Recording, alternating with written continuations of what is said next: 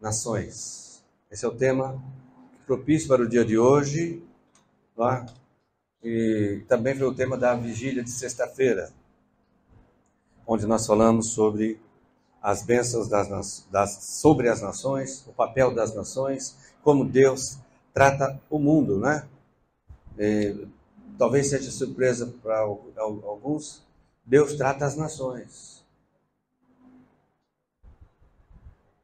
Se você pegar desde Gênesis e Apocalipse, o Senhor formou as nações, começou a tratar com as nações, com os povos, não é? Levantou uma nação especial para, através dessa nação, que as outras nações conhecessem o Criador. E nós vemos que quando a nação peca contra Deus, todo o povo sofre. Por isso o tema de hoje é nações. Eu quero ler é uma passagem muito conhecida, mas vamos ler para que seja a nossa base para a ministração de hoje, que está lá em 1 Samuel. E sucedeu que, tendo Samuel envelhecido, constituiu a seus filhos por juízes sobre Israel. E o nome do seu filho primogênito era Joel, e o nome de seu segundo, Abiá. E foram juízes em Berseba. Porém, seus filhos não andaram pelos caminhos dele. Antes se inclinavam à avareza e aceitaram o suborno e perverteram o direito. Então, todos os anciãos de Israel se congregaram e vieram a Samuel a Ramá e disseram-lhe: Eis que já estás velho e teus filhos não andam pelos teus caminhos. Constitui-nos, pois, agora um rei sobre nós, para que ele nos julgue como tem todas as nações. Porém, esta palavra pareceu mal aos olhos de Samuel, quando disseram: dá-nos um rei para que nos julgue. E Samuel orou ao Senhor. E o Senhor disse a Samuel: ouve a voz do povo em tudo quanto dizem, pois não tem te rejeitado a ti, antes a mim me tem rejeitado, para que eu não reine sobre eles.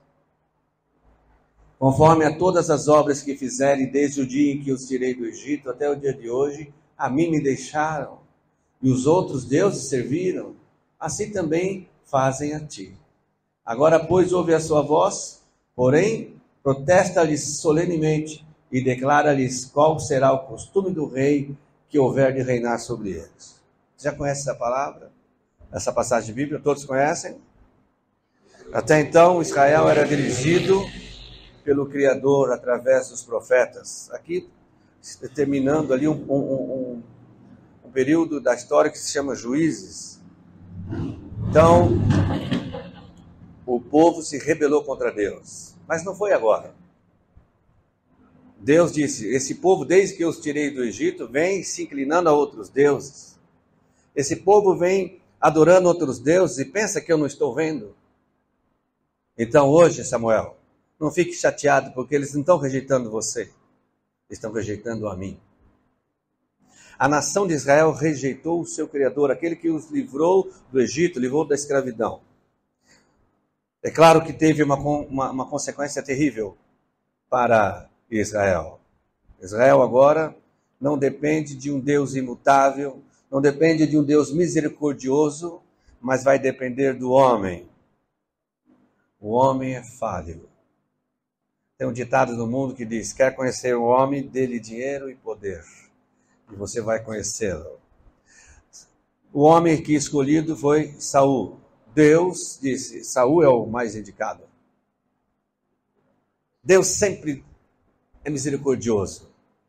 Ele podia falar: bom, agora, já que vocês querem um rei, eu vou escolher o pior que tem na terra. Mas ele escolheu o melhor para Israel. Mas o melhor da terra é muitíssimo inferior ao nosso Deus. Porque o homem muda. Pode mudar para o bem, mas pode mudar para o mal. Mas o homem sem Cristo Jesus, toda a sua mudança vai ser para o mal por causa da sua natureza caída.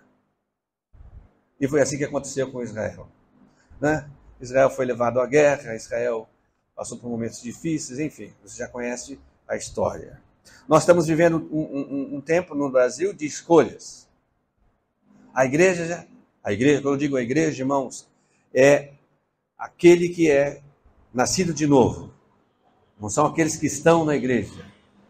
Porque na igreja é um local onde as pessoas, nós estamos para sermos curados, não é? No meio da igreja existem os salvos e aqueles que estão para ser curados. Glória a Deus que todos nós aqui somos nascidos de novo, amém? Mas na igreja que se vê, muita gente ainda não fez a sua opção. Eu vi eu não vou lembrar. Mas eu passei um versículo ontem para a igreja e mais pessoas, que diz que aqueles que estão na igreja por emoção, estão na igreja, precisam ter um encontro com Jesus. Se morrerem assim, vão perecer. E nós vamos fazer uma escolha, e nós percebemos que a escolha aqui de Israel para um rei, ela era mais do que político, ela era uma escolha espiritual. Eles deixaram de escolher o Deus Criador. A Bíblia diz que Deus é Espírito, por isso nós precisamos adorá-lo em Espírito. Espírito é verdade. O que será que é adorar Deus em Espírito? Será que é entrar em transe? Será que é isso que é adorar a Deus em Espírito? Claro que não. Adorar a Deus em Espírito é de acordo com a sua palavra, na direção do Espírito de Deus. Isso é adorar em Espírito. Mas Israel escolheu errado. As nações que escolhem errado têm uma consequência muito ruim. Mas note que Deus sempre vai dar uma alternativa. Ou você escolhe vida, ou você escolhe morte. Deus disse para Israel: eis que coloco diante de vós vida e morte. E Deus foi mais ainda além. Ele disse: eu sugiro que você escolha vida para que viva. É sempre a mesma coisa. Deus sempre vai dar essa proposta para nós. Escolha entre o bem e o mal, mas eu sugiro que você escolha entre o bem. Senhor, como eu vou saber que é o bem? Deus sempre vai dar sinais. Principalmente para a sua igreja, sempre vai dar sinais.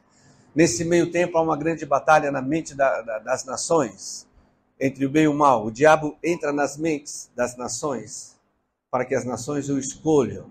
A maior prova disso vai ser quando o mundo escolher o anticristo. Outra prova irrefutável é quando Jesus está para ser crucificado. Deus dá uma chance para Israel e levanta ali Pilatos, e Pilatos pergunta: quem queres que eu te solte hoje? Cristo ou Barrabás? E dá mais uma chance. E Pilatos diz: eu não vejo nenhum crime neste. Olha só, Deus levantou Pilatos ali, porque o plano de Deus não é matar, não é fazer ninguém sofrer. Quem escolhe sofrimento e morte é o povo. E eles disseram o quê? Solte Barrabás, crucifique Jesus. Mas pastor, Jesus não tem que ser crucificado mesmo? As coisas têm que acontecer como está escrito. Mas Israel não precisava ter escolhido errado. Senão Jesus não teria orado: ó, Jerusalém, Jerusalém, se tu soubesses.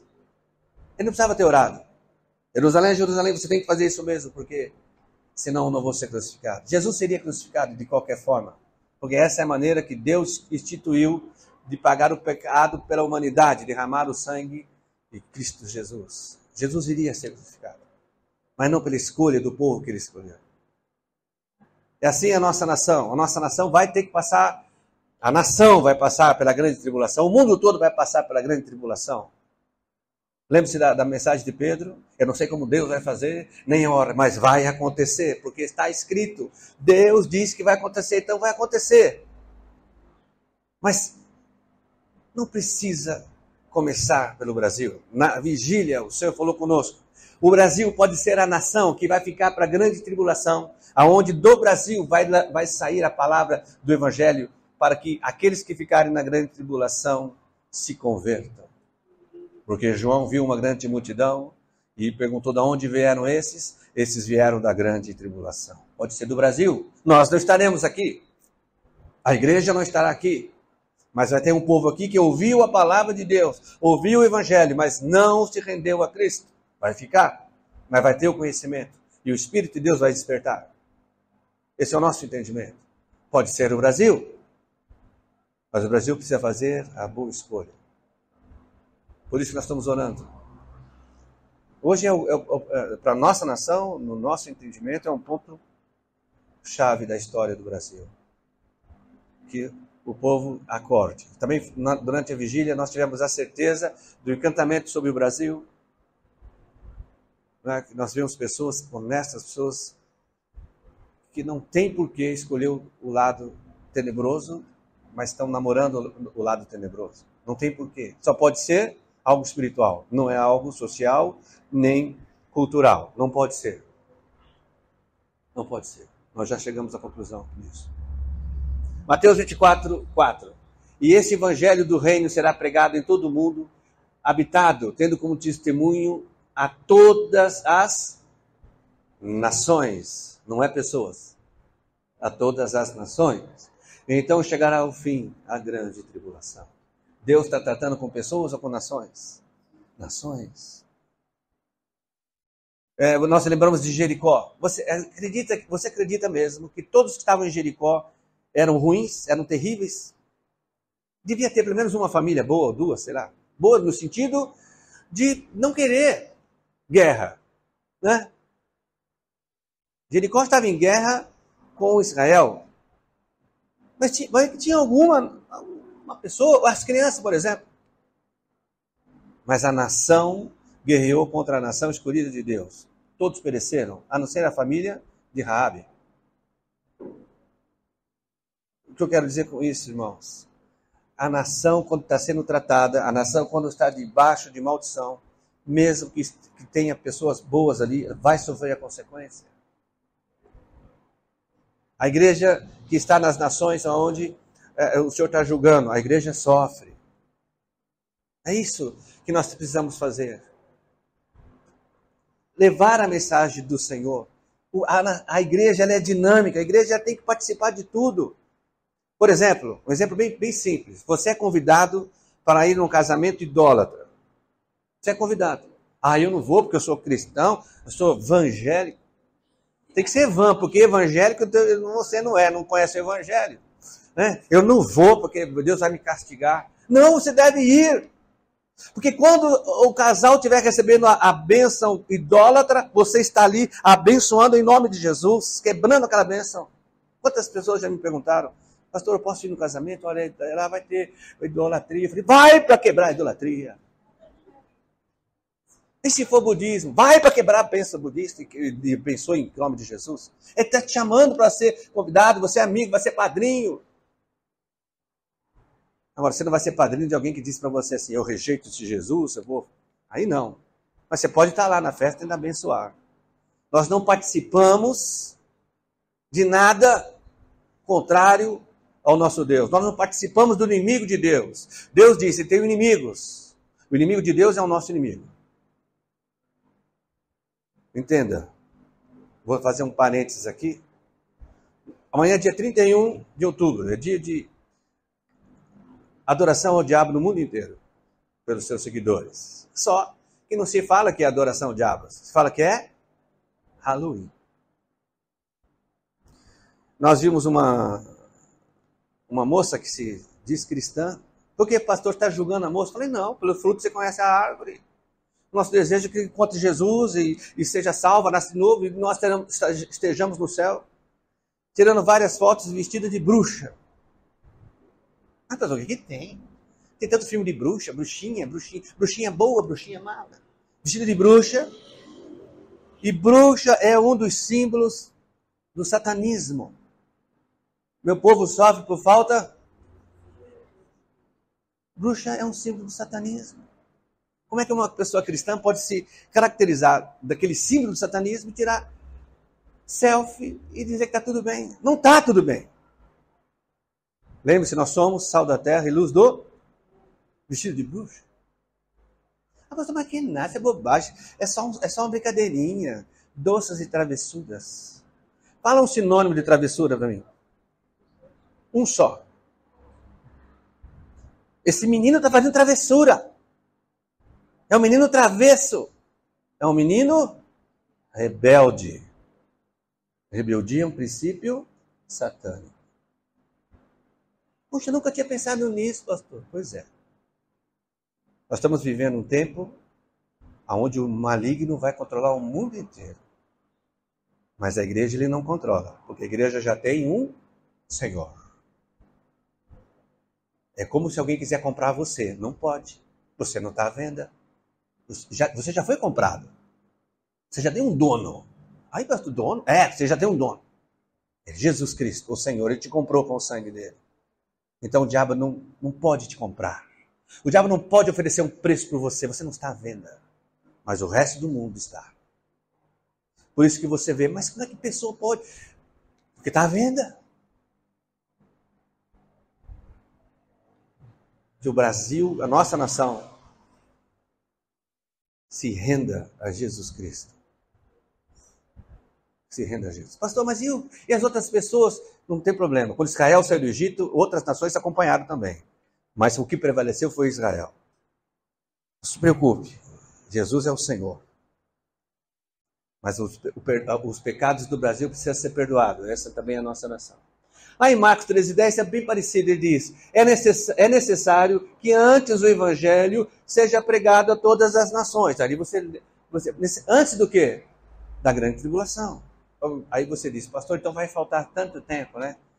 Faltaria muito tempo se fosse pregado ali para todas as pessoas. Aí eu concordo com você que faltaria muito tempo, mas esse evangelho já foi pregado a todas as nações. Essa condição já está estabelecida lá nas cartas, quando Paulo fala que esse evangelho já foi pregado a todas as nações. Está às portas a vinda do nosso Senhor e Salvador Jesus Cristo. Mas não é por isso que eu vou me trancar na caverna. Porque tem pessoas que ainda não conhecem Jesus. E o diabo quer dificultar cada vez mais a pregação do evangelho. Como é que ele vai dificultar a pregação do evangelho? Proibir que se pregue o evangelho. Aí você fala, mas eu não vou, mesmo que proíba, eu vou continuar pregando o evangelho. Glória a Deus. Lembre-se de Pedro.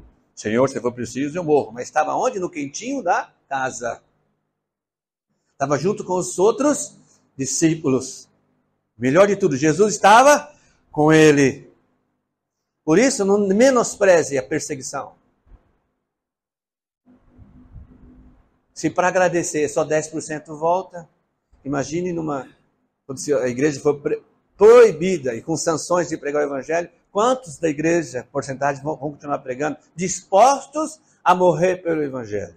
Mas, pastor, como é que eu vou morrer pelo evangelho? Não, o evangelho é vida. A Bíblia diz que nós somos lançados à morte todo dia. Meu Deus. As nações, irmãos, as nações é muito sério. Que do Brasil saem os missionários da mensagem da salvação, conforme nós comentamos aqui sobre a visão ou o entendimento que o Senhor nos deu aqui na vigília. Salmo 144:15. Como é feliz o povo assim abençoado. Como é feliz o povo cujo Deus é o Senhor. Se você entender que isso é só para a igreja, maravilha. Nós somos felizes mesmo. Mesmo quando as coisas ao nosso redor estão meio tumultuadas, a gente sente a felicidade. Porque Cristo habita em nós. Mas se você entender como nação, alguma coisa precisa ser feita. Por que precisa ser feito? Precisa escolher bem. Precisa escolher o Criador. Escolher que Jesus seja o Senhor da nossa nação. Eu preciso para que a nação toda seja feliz. Também no Salmo 33:12 diz, como é feliz a nação que tem o Senhor como Deus. Aí você pode falar, pastor, mas é impossível que o Brasil, todo mundo seja cristão. É verdade. Mas é o que nós declaramos. É como a nação é conhecida. Eu estava lendo 1 Crônicas hoje, 14. Quando Davi venceu os filisteus, todo Israel era temido pelas nações vizinhas. Você acha que em Israel não tinha um lá frouxo? Não tinha alguém lá que se achegou só para quê? Não, vamos me achegar aqui, porque senão, né? Você acha que não tinha? Lógico que tinha. Mas Israel era conhecida. É como na sua família. Como é que a sua família é conhecida? Como cristã? É, minha família é cristã. Quando eu vou, eu falo que sou cristão. Puxa, mas tem gente na nossa família que não é. Mas a minha família é conhecida como cristã. Não sei se você está entendendo. É importante como nós somos conhecidos. E terminando, quando a nossa nação, o nosso reino, se alegra. Jesus disse, o meu reino é deste mundo. E o nosso reino, de onde é? O nosso. De onde é? Nós também não, porque nós somos de Jesus. Jesus é o nosso rei. Se o reino de Jesus não é desse mundo, nós também não é. Mas por isso eu vou me esconder na caverna? Pastor Elias se escondeu na caverna. Jesus disse para ele o quê? Sai da caverna, Elias. Caverna pode simbolizar várias coisas. Desânimo, falta de vontade, medo. Elias teve medo, sim ou não? Não, mas Elias orou e não choveu durante 3 anos. O que Elias fez mais? Fala aí. Elias colocou a capa no Rio Jordão, o Jordão se abriu e ele passou em seco. Mas que ele teve medo? Porque ele é ser humano. A Bíblia diz que Elias é um ser humano como nós. Talvez a fé dele fosse um pouco diferente. Talvez fosse um pouco diferente. Aí a gente começa a barganhar com Jesus. Senhor, quando o Senhor disse que se eu tiver fé do tamanho do grão de mostarda, eu vou pedir para a montanha sair, é uma figura, né, Jesus? Aí Jesus olha e fala, isso aí não tem fé. Eu vou falar para o irmão, eu falei, irmão, o que você acha dessa passagem, né? Eu já fui me adiantando com a minha sabedoria humana e disse, eu acho que isso aí é só uma figura. Ele falou, eu acredito que se você tiver fé mesmo, a montanha vai andar. Putz, fiquei envergonhado. Eu achava que tinha fé, mas o irmão tinha muito mais do que eu. Então é a fé, irmãos. E a fé é algo tão maravilhoso que Jesus disse, se você quiser, peça que eu vou te dar. Para fazer as coisas e não ficar dentro da caverna. Terminando, Lucas 15:7 diz assim, eu digo que, da mesma forma, haverá mais alegria no céu por um pecador que se arrepende do que por 99 justos que não precisam arrepender-se. Você pode entender que esse justo que não precisa arrepender-se é aquele que você fala de Jesus e que ele precisa entregar a vida para Jesus. Ele fala, não, mas eu já sou. Se há alguém que vai para o céu, sou eu. Eu não mato, não roubo. Né? É eu que vou. Então ele é justo. Ele acha que não precisa de arrependimento. Mas quando você prega um evangelho para a pessoa, e a pessoa diz, o que eu preciso fazer então? Entregar a vida para Jesus, querido. A Bíblia diz que há mais alegria lá no céu. Onde que é o céu mesmo? Para nós representa o que mesmo? O nosso reino. A festa lá. E deve haver festa conosco. A nossa maior alegria deve ser, quando alguém entrega a vida para Jesus. O que tem a ver isso com nações? Vai voltar quando nós temos liberdade de pregar o evangelho. Mais pessoas estão pregando. Até os medrosos estão pregando. Mas quando é restrito, os tímidos vão ficar quietos. Eu não quero isso para o Brasil. Eu quero que o Brasil seja um país livre. Eu quero que o Brasil seja conhecido como um país que respeita a família, que respeita as crianças, respeita a liberdade. E uma coisa que se perdeu durante 30 anos, mas está se renovando hoje, que é o patriotismo. O patriotismo é de Deus. Você nota o ênfase que é dado a Israel. Pátria. Se não fosse assim, Deus não teria reavivado ou restaurado Israel. Se não tem nada a ver com patriotismo, por que ele reviveu a pátria Israel? Depois de séculos, sem pátria, sem terra, sem bandeira. E no ano de 1900, agora vai, que eu sou ruim de data, 1970 e 1900, rapaz, acho que é 1974. Será? 800? É 1876, é isso aí, você vê lá. Israel voltou a ser pátria. Abalou o mundo espiritual. O diabo falando, onde que nós falhamos? Como aconteceu isso? Se nós estamos as potestades, os dominadores das nações, como é que nós falhamos e Israel reviveu? Como aconteceu isso? Deus diz, fui eu. E a bênção, irmãos, que foi o voto de Minerva, que é o voto derradeiro, aquele que vai contar, foi de um brasileiro. Você sabia disso, não? Na ONU. Eu já falei várias vezes aqui, não é? Já? Você nem lembrou, você nem prestou atenção. Vou tacar o microfone em você. Procura no Google. Você vai ver o nome do brasileiro que deu voto lá e Israel voltou a ser país. Amém? Então, irmão, nações. A gente não pode descuidar da nossa nação, não podemos deixar de orar para a nossa nação. Aconteça o que acontecer. Uma coisa que nós sabemos, Deus nunca perde uma batalha. Deus nunca perde uma batalha. Nós estamos numa batalha que vai se findar agora no final da noite, mas Deus está ali, está batalhando. O exército, outra coisa que o Senhor mostrou na vigília, o exército celestial está sobre o Brasil. Para cumprir a vontade de quem? De quem? De Deus, não é a nossa. A gente fala assim, puxa, é mesmo. O jornalista disse, puxa, é mesmo. Por isso, Senhor, perdoa os pecados do Brasil. Que o Senhor tenha misericórdia da nossa nação e que possamos voltar os nossos olhos primeiro para Jesus, porque Ele é o Senhor do universo. E um dia nós estaremos na nossa casa, o nosso reino, que é o reino de Jesus. Amém.